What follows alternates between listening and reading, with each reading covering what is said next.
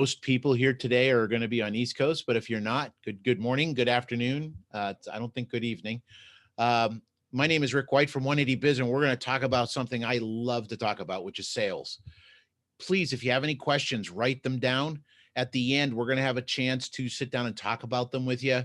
And the way Trish and Maddie got this thing set up, it's not a webinar. So you can actually get on, we can see each other, talk, ask questions, answer them. Please feel free to do that. I love the challenge of questions that I have no idea are coming. So feel free to do that. Um, let's see, what else do I want to say? Hang on, we're gonna have a lot to talk about. I love this. Is probably one of my favorite sales conversations because it's done so infrequently. And I hope at the end of this, my goal is to get you to understand how important this concept is, not only in building the relationship with your customer, but in your bank account. Okay, and I'm looking forward to sharing it with you. So today, what we're going to talk about is what we call seeing the unseeable. Right? It's called. What we want to do is show you how to have an amazing discovery conversation with your customer. And our objections, our objections, our objective. I object. No, our objectives. Number one, I want to show you why you're struggling with sales. They're really pretty simple answers, and I think as I go through them, you're going to be going, yep, yep, I do that. Yep, I do that too sometimes. I want to introduce you into the concept of a discovery conversation and show you how you can make it a secret weapon. I want to show you when and how to have that discovery conversation, and I'm going to show you the benefits of doing it. So again, if you have any questions as we go through, I want you to please feel free to write it down, and we'll have time to do that at the end. Now, buckle up. I have a lot of information. It's all actionable. I promise none of this is theory. This is tested over years, first in my shop, and since for the last 17 years with coaching other repair shops. So please, listen in, take notes, and feel free to ask questions. So a lot of times what happens, as a beginning, I hear all, shop owners and advisors, they're struggling to make sales. And I hear all the time, Rick, how can I get better at closing sales? How can I get better, at making that sale? And I'm going to tell you that you're on the right issue, the closing process, but you're asking the wrong question. You see, to really get good at closing your sales, it's going to be all about the questions that you ask. And I really want you to kind of get that. It's going to be a shift in the way you're thinking. Okay. It's not going to be something you're putting out. It's going to be something you're taking in. And by that taking in, that's what's going to change your success with building relationships, closing the sale, and improving your financial situation.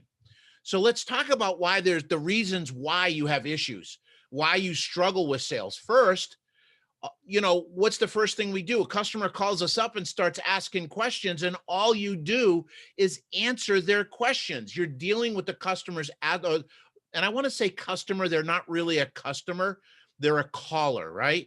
But you're dealing with what they're asking for and nothing more.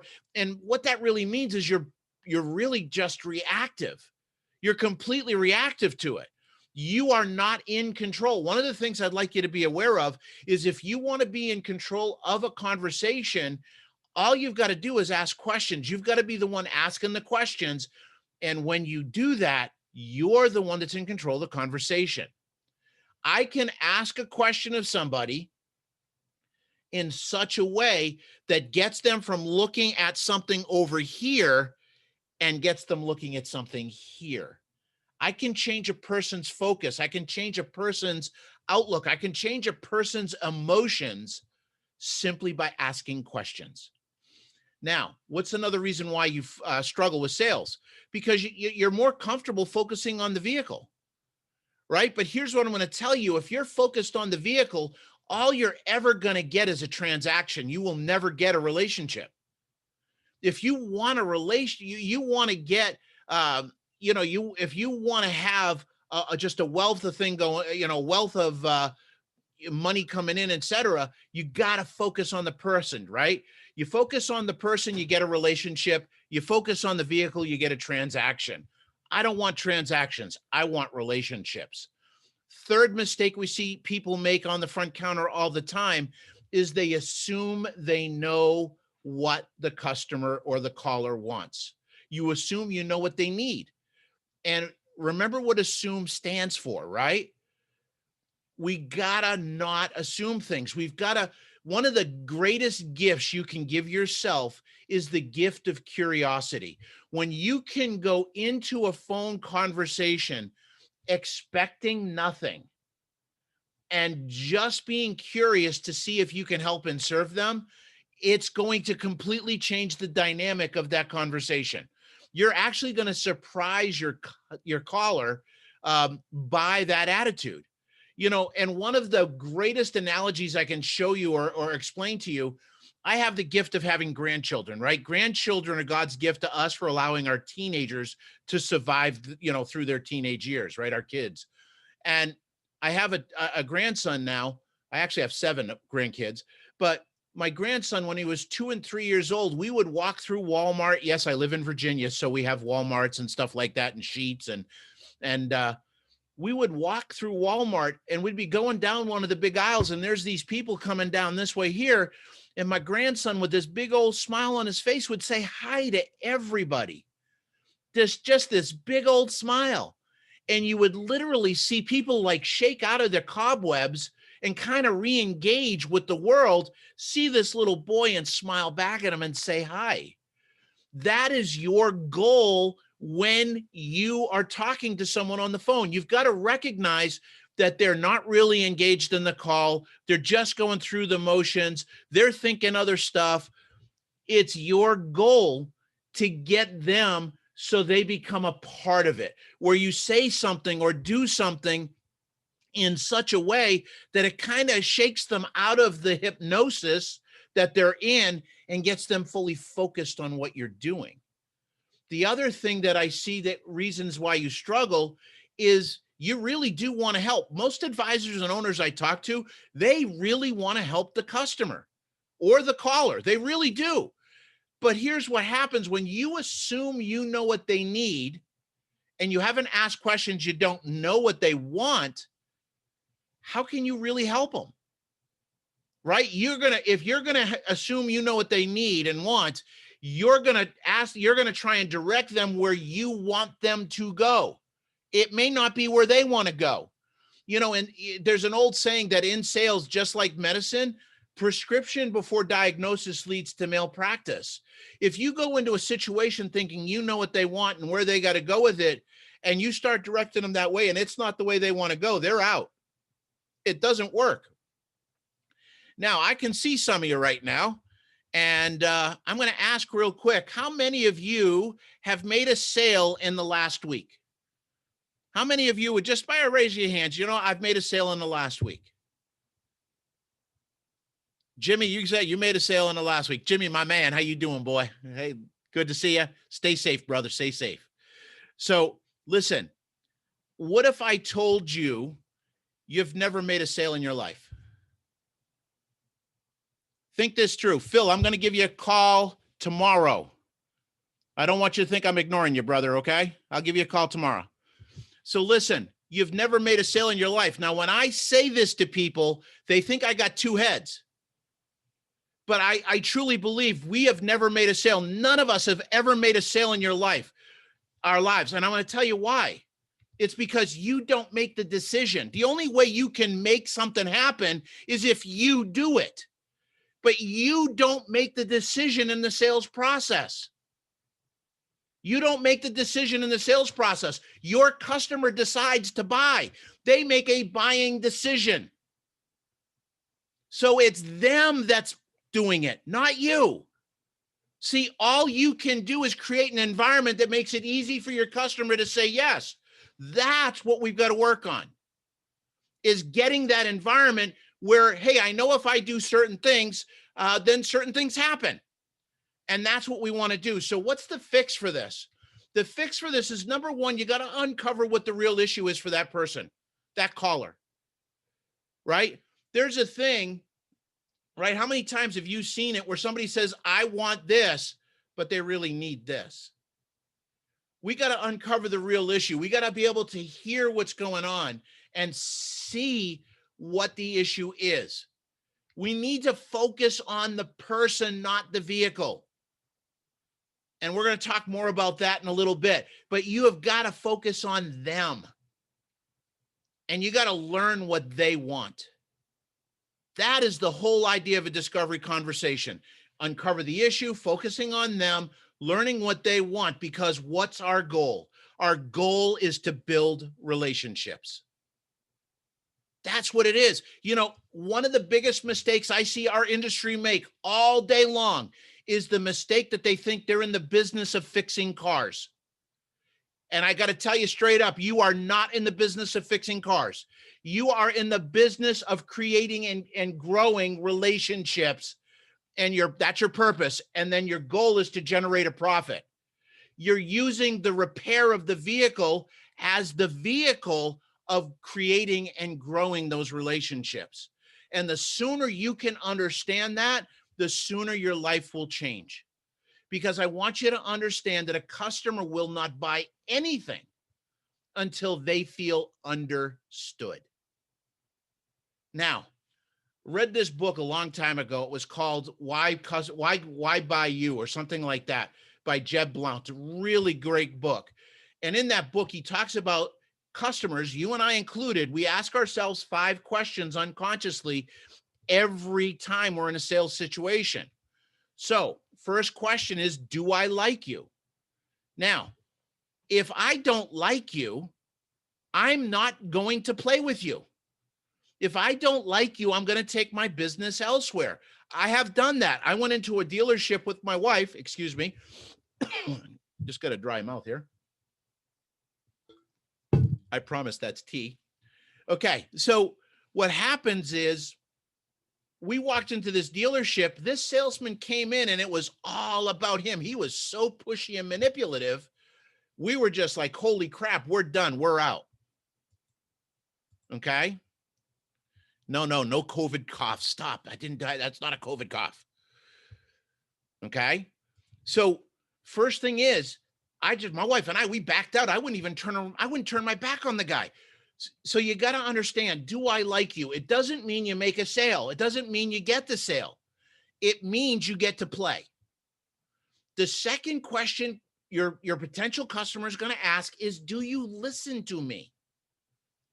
Are you listening to me? You know, they might be talking about something that you have heard 100 times the past week. And it doesn't matter. To them, it's their first time. Are you listening to them? Are you giving them the gift of your full attention? Do you make me feel important? Do you make me feel valued? Or am I just a number? Or, guess what? If I go right to the car, my focus is like, okay, what's the problem with the car? And I give them, the Dragnet. That's an old show for you youngins. And one of the characters was Joe Friday, Sergeant Friday. And his tagline was, just the facts, ma'am, just the facts. If you go into a conversation with a customer like that, focusing on the vehicle, you are going to make that person feel unimportant. You're going to make them feel like a wallet with legs. So to make them feel important, you got to listen to them. You got to see them. And we're going to talk about that. Next question they ask, do you get me and my problem? Do you understand? Well, I can't understand them and their problem. What do we do a lot of times? They start talking and either we stop listening or we talk over them because we want to show them how good we are. We know exactly where you're going with this. So let me show you how good I am. But in the process of doing that, I'm not connecting with that potential customer. And then the last question they're going to ask themselves is, do I believe? And I don't believe trust. Do I believe and trust you? Do I believe what you're saying and what you say you can do? I think trust has to be earned over time. I think it starts with credibility, right? Do I believe you're credible? Do I believe what you're saying? Do I believe what you say you can do? That's credibility. Now, if you consciously understand these 5 questions, if you shut off your video right now and you said, Rick, I'm done. If you walked away from this video, this webinar, and got only these 5 questions and started to engage the people you work with, helping and serving, and intentionally go for a yes with each one of these, you're going to see your sales go up. Now, that's the first thing I need you to understand. Second thing I want you to know, right? We got to make sure they feel understood. We got to connect with our customers. Now, it's not a big deal. They got a problem with their car. You deal with that every day. It's very logical. It's very precise. There's no issues. With your customer, however, your customer is a bag of nerves. They're worried about getting taken advantage of and not having the money. And what is it going to do to their budget? And how are they going to do without the car? And what are they going to do with the kids? And oh my gosh, and they just got all this stuff. So when you have somebody that's coming into this conversation from a very emotional place, you cannot get them to understand or agree with you when you're coming from a very logical place. What you got to do is meet them where they're at. You got to acknowledge where they are. You got to say, listen, it sounds like you're really stressed out. What's stressing you out? You got to be able to connect with them where they are first, right? So you got to acknowledge where they are. You got to be likable, right? If you're a jerk, Joe's, what do you want? That ain't going to happen. So we got to acknowledge where they're at. We got to be likable, and we got to put them first, right? If you put them first, their needs first, and you've got a great pricing model and everything like that, money's the byproduct of loving your customers. You should write that down. Money is a byproduct from loving your customers. That's really what it's all about. See, by doing that, what you're going to do is create a bridge. You're going to create a bridge from their emotional state over to your logical state. And you're going to do that by reassuring them and showing them that you have a solution, right? So you're going to show them that, hey, we got this. I've done this before. This is what we're going to do. Step 1, step 2, step 3 here. Give me your hand. I got you. And then this is what it's going to look like when it's all done. So we've got to be able to connect with them. And guess what? You're probably sitting here listening to this and going, Rick, I got to slow down to do this. Yeah, you do. Because you got to understand it's not the activity of the shop that means anything. It's the opportunity. And if you're not taking the time to connect and care about your customers, you are missing out on opportunities to build relationships that will last years. Okay? So now we're going to connect by learning. We got to understand what their past vehicle history has been. We got to understand what their current use is. We got to understand what their future plans are. We got to understand what their baggage is. Look, I'm going to guess most of you have had more than one relationship personally in your life. And you have seen situations where you did something that was either not a big deal or wasn't anything at all, and your significant other really reacted negatively to it. That is called baggage. What you did was triggered them. What your actions did was trigger them to a past experience, and now they're back there. Well, it's the same with your potential customers or customers. Unless they are 16 years old, got their license, and you're their first shop, your customers got baggage. They got feelings hurt. They were unappreciated, not cared for, taken advantage of. They all got stories. You need to know what their baggage is so that you make sure that you're not going through and doing the same thing inadvertently, doing something that isn't bad, but triggers them to the past. And then the next thing you need to know is their current life situation. So, Rick, how do you get all that information? It's really, really very cool. You do it by having a discovery conversation. See, a discovery conversation is going to engage your customer, right? It's going to get them so they're part of this. They are no longer a spectator.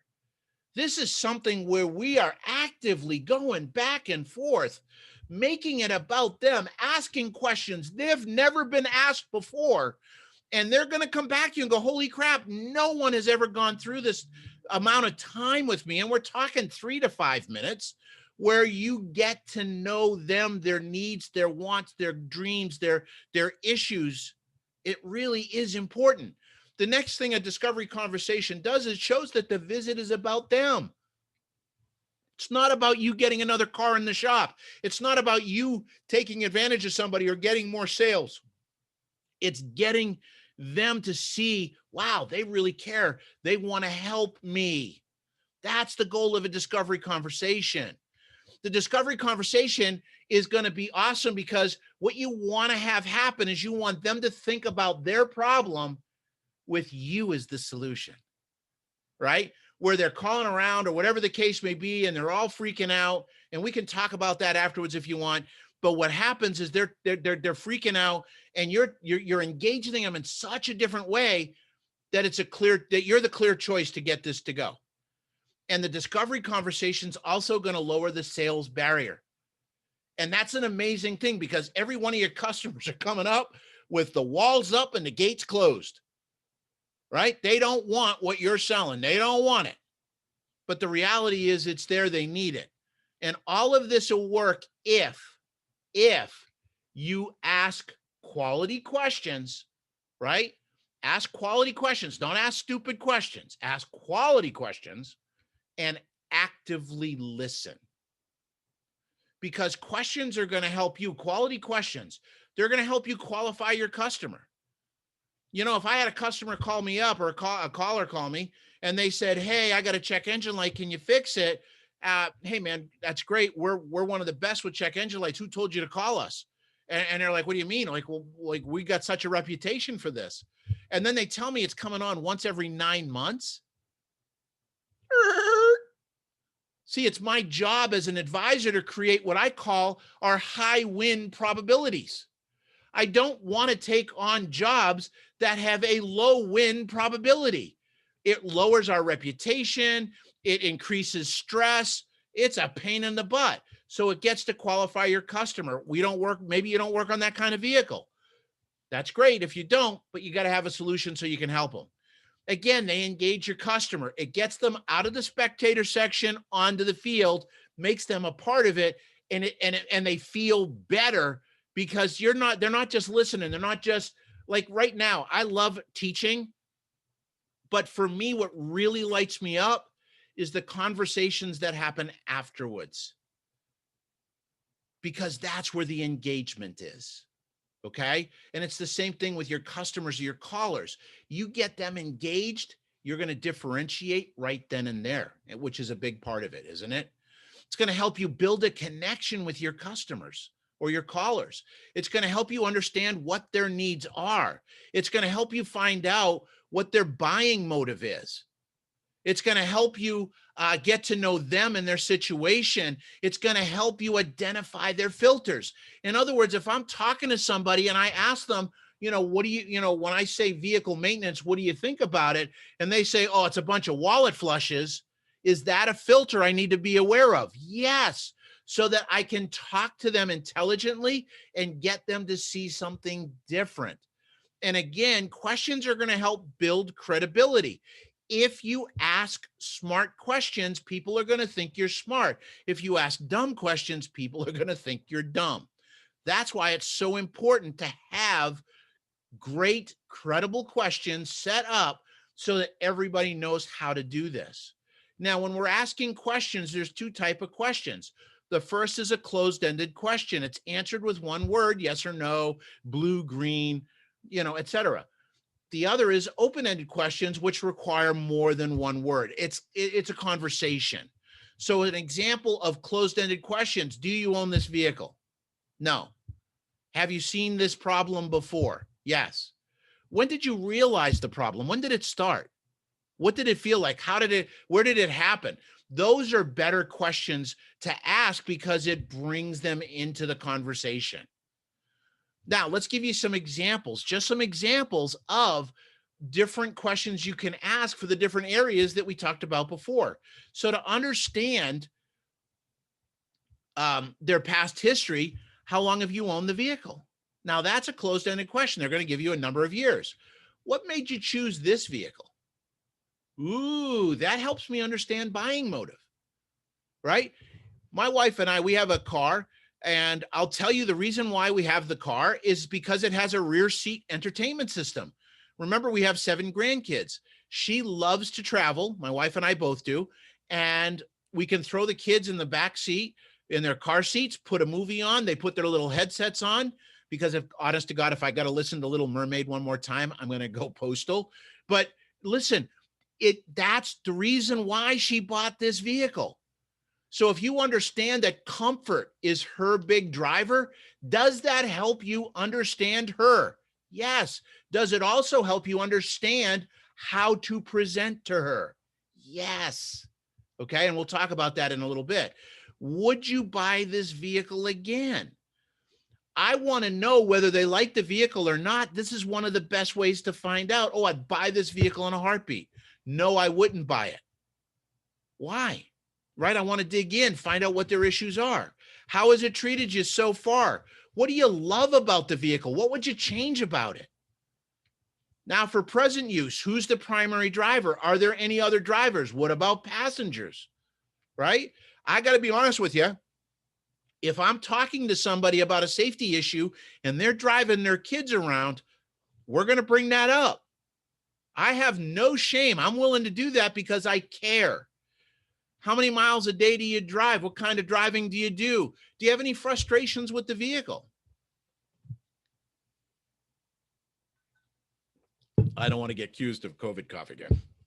So what about the future? What are your future plans with this vehicle? I'm going to drive it into the ground. Great. Can you describe the ground to me? Because I had a guy say that to me one time and I gave him an estimate, right?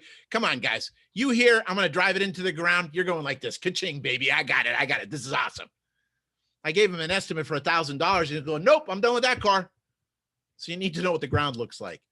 Now, when a new customer's coming in, ask them, what does a shop have to do to earn your business?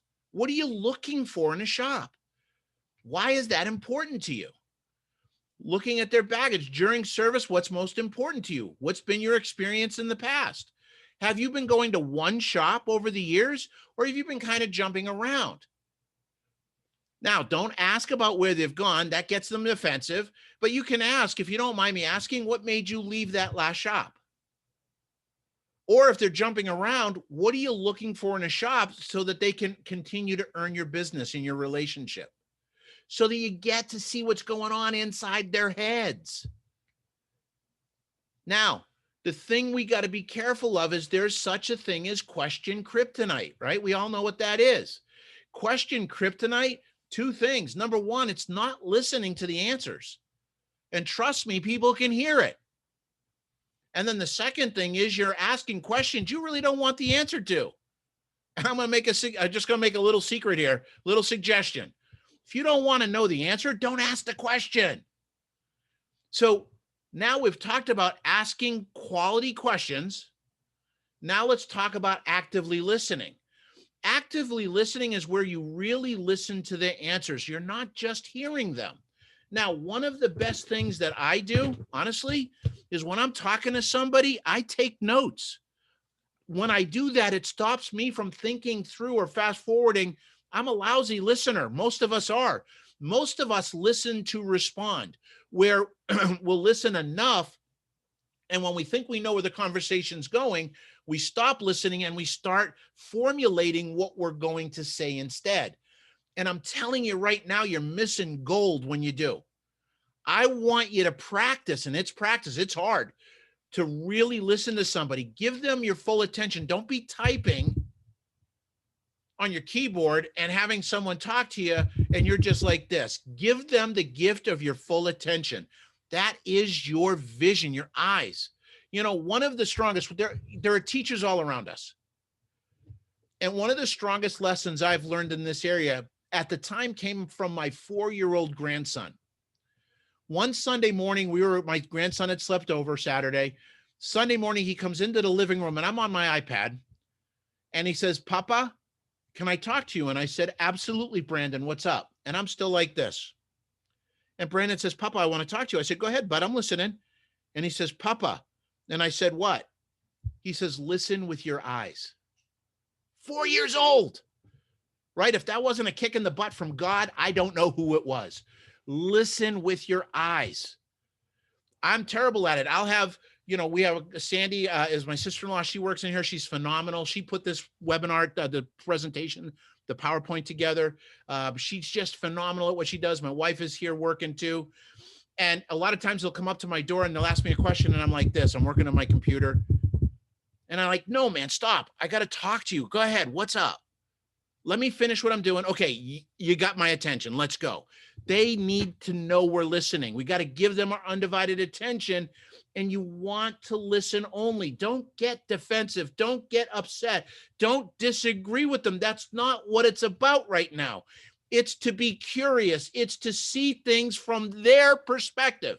Perspective doesn't make anything true or right. It's just there. If I got a guy that says the sky is green, I'll agree with them. Maybe he's colorblind. He can't see blue. Doesn't make him wrong. I've got to be open because I need to understand before I can be understood. So what's stopping you? What's stopping you from asking quality questions? What's stopping you from connecting with your customer instead of the vehicle? What's stopping you from really listening? It's fear. It's fear of overstepping your boundaries, about asking a question and having someone tell you that it's none of your business. It's being uncomfortable with the questions you're asking, and it's wanting to stay in your comfort zone and concentrate on the vehicle. But instead, what you want to do is you want to get inside their head, right? You want to see the world through their eyes because it's going to allow you to uncover their agenda and then either help them achieve it or to help them modify it if it's to their benefit. You want to do this because you want to make sure you can help. Look, there's nothing worse. How many of us have taken on a job that in hindsight we never should have touched, but we did it because we needed the money. We did it because we were slow, not to help them. Right? You take on, I don't work on Mercedes. I never worked on Mercedes, right? Every German guy I knew that worked on German cars was bald. And I swear to God, it was because they're like, "Oh my God, I put all these parts in. What the hell else is wrong?" I swear that's what's going on. So I would never work on a Mercedes. I didn't care how slow I was. I wouldn't work on a Mercedes because every time I did it, it kicked me in the butt. So I learned to stay in my wheelhouse. This is not my strength. I'm going to stay with my strengths. And the other thing is, when you do this, you get to understand them. If they feel understood and appreciated, they are going to buy. That's the cool thing. And the benefits of doing this, right? Number one, you get to uncover what's really important to them. You're going to know what levers to pull to help them make a decision that serves them.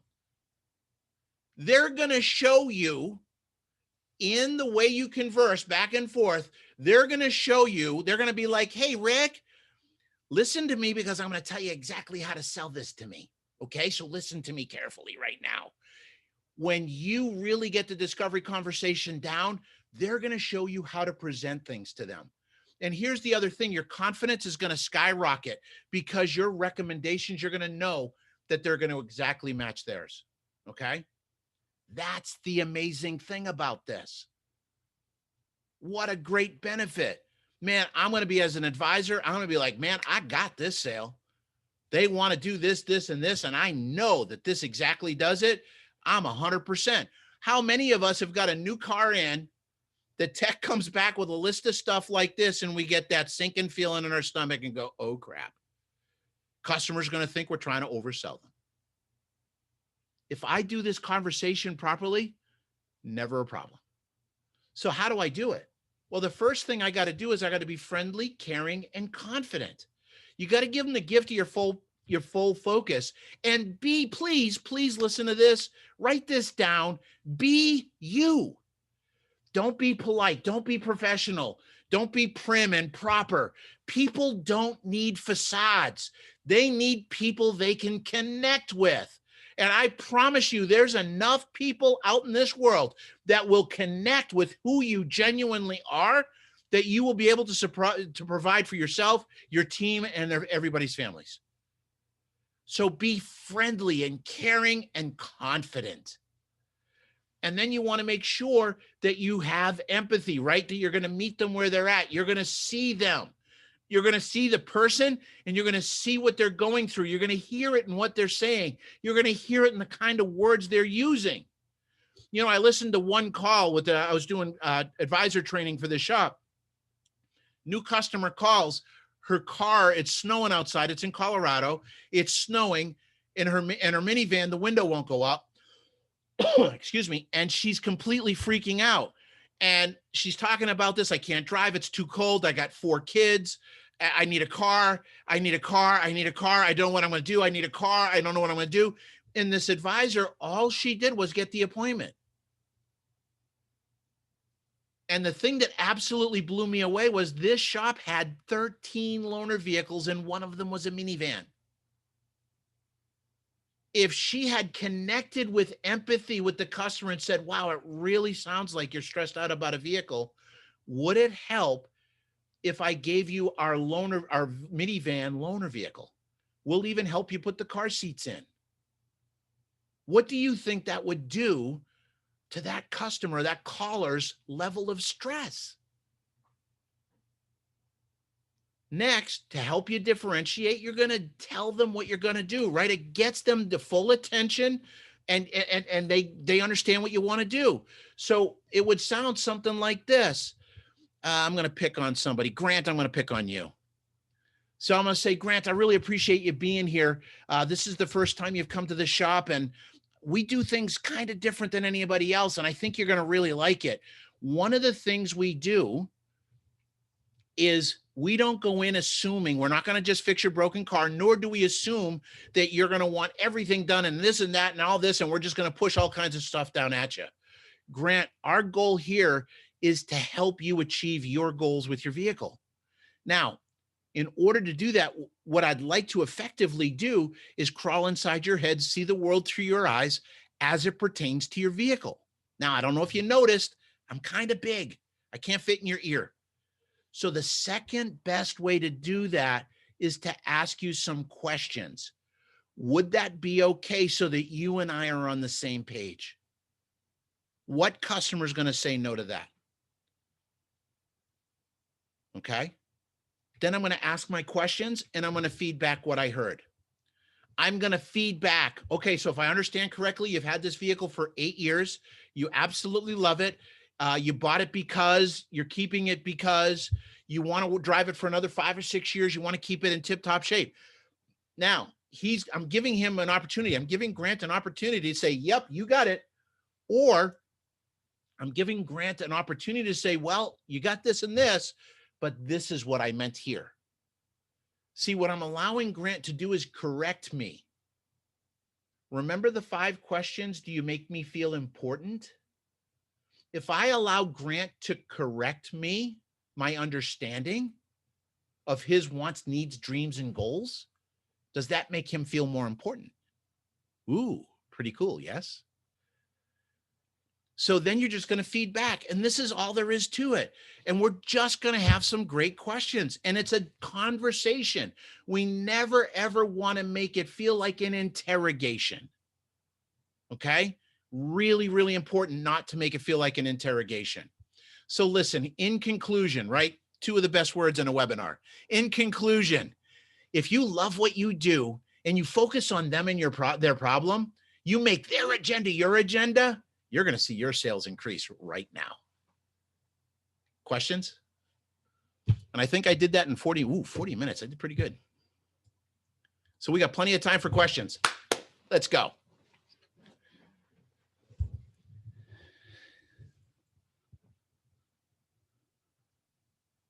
Nobody? Come on. I couldn't have done that good.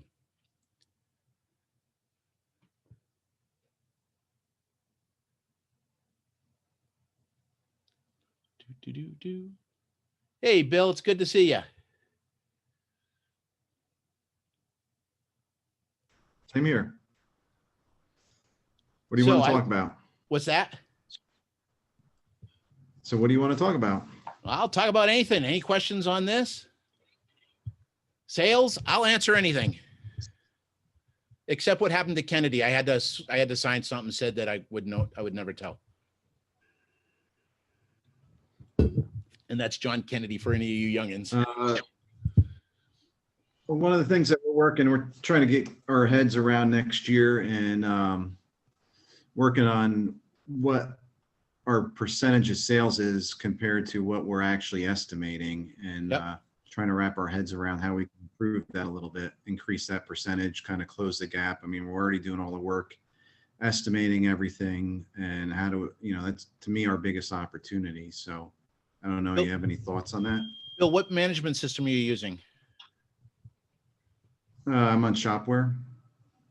Okay, I believe Shopware shows you a close rate. Right in the end of the day, they showed that's the close rate. All you need to do is it's the estimated amount to the sales amount.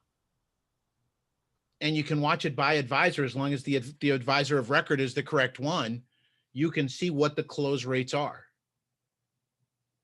So you don't have to recalculate that. It's already there. I'm sorry, I dropped off there. Yeah, I thought either that or, We're in the country.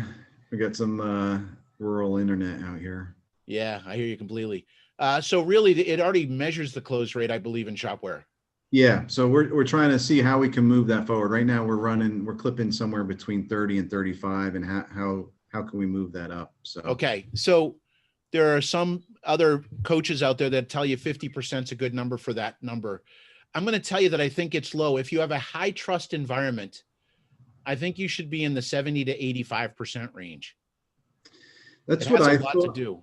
And I know the industry standards, and I recently, about 6 months ago, replaced a salesperson, and the rate has remained the same. So I'm wondering if we're not over finding stuff.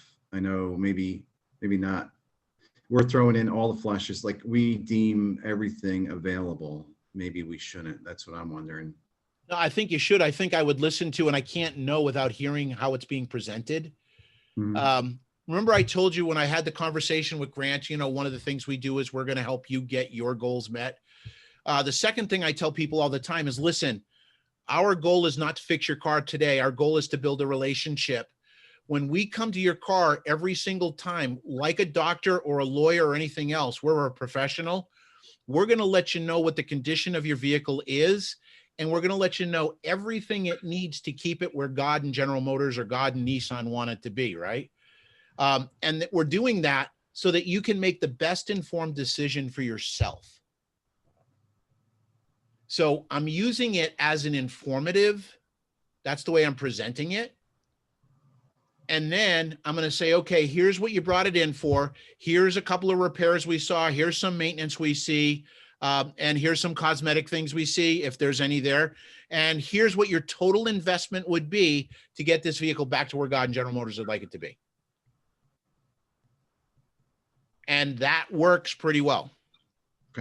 Okay. So I would do that so that they can look through it. But again, the other part of it is if I have somebody, let's say, I'll give you a real quick story. I had an advisor. I was walking into my front office and my advisor was kind of flipping out. Nobody was in the office, but he was having a tantrum. So I said to him, I said, David, what's the matter? And he says, this guy's a piece of crap. I don't even know why we're working on his cars. We should just throw him out. We shouldn't be working on his car. And I said, why? And he said, well, I wrote a $3,000 estimate. He bought $150. I said, okay.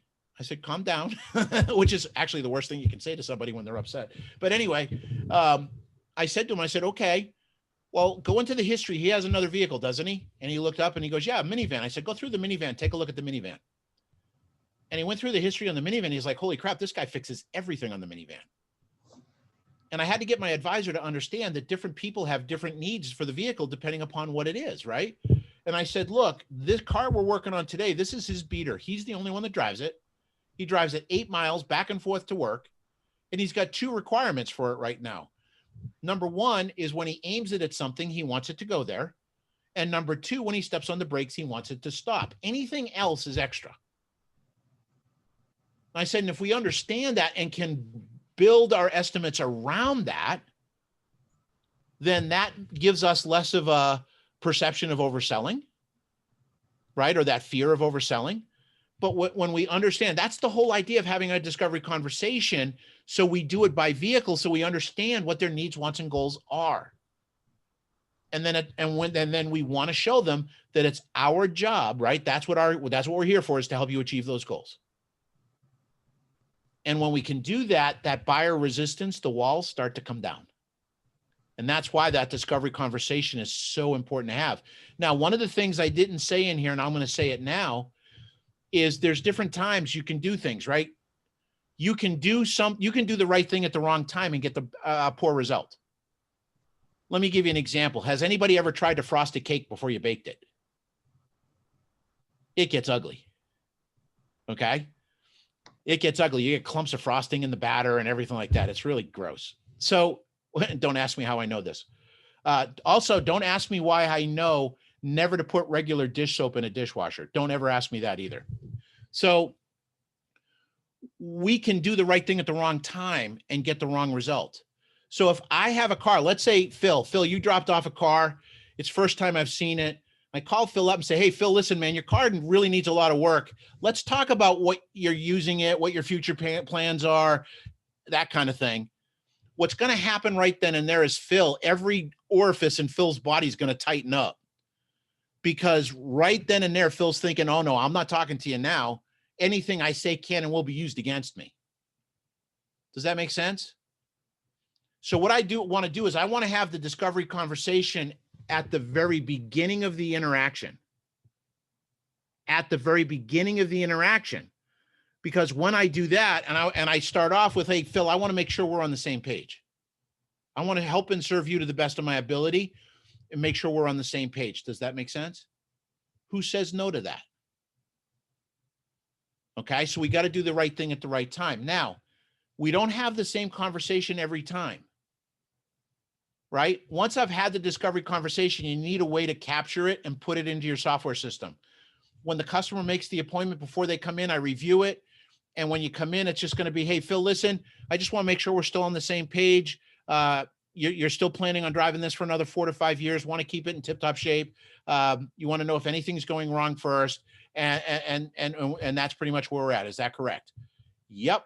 Fantastic. I'll give you a call. Otherwise, if he says no, what's changed? What's changed? Right? I had a guy with a Mazda Miata. Loved that car. We did the discovery conversation. He was going to keep that car forever. He comes in one day, says, I'm selling the car. What changed? I'm selling the car. Man, how come? My wife's pregnant. We're expecting our first child. Okay, I get it. You can't put a car seat in a Mazda Miata anywhere. Right? So we've got to understand that things change.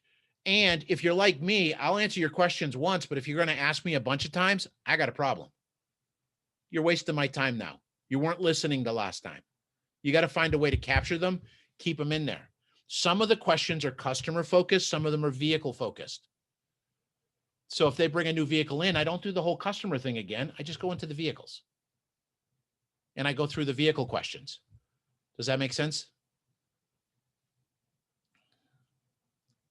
So the discovery conversation is where you start closing the sale. That's really what this whole thing was about. That's where I start to close. And it really works amazingly well when you do it. Awesome. Thank you for that. You're welcome, Bill. I hope that helps. Anybody else? Any other questions? I'm happy to help.